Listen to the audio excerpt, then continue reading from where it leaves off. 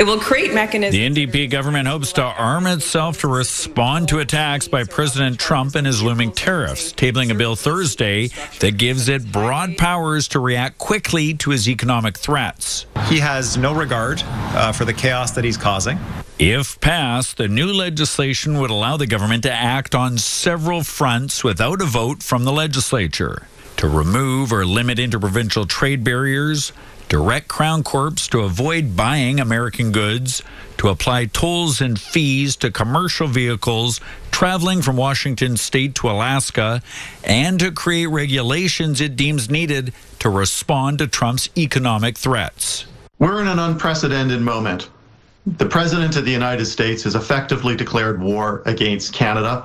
We need to be much more nimble to respond to his capricious actions against us. The BC Conservatives acknowledge action is needed, but worry this law goes too far, giving the NDP broad, sweeping, unchecked powers. Government giving themselves a blank check to do anything they want without any oversight, without oversight of the legislature, and without oversight and transparency to the people in British Columbia. We as a government need to be ready to respond to protect British Columbians, our economy, the jobs that may be at stake, and alter our course quickly. The Premier says the powers in the proposed legislation are only permitted to respond to economic threats directed by a foreign power.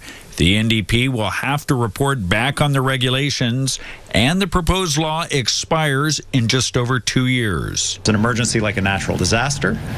We have these authorities. This is a human-caused disaster. We can see it coming.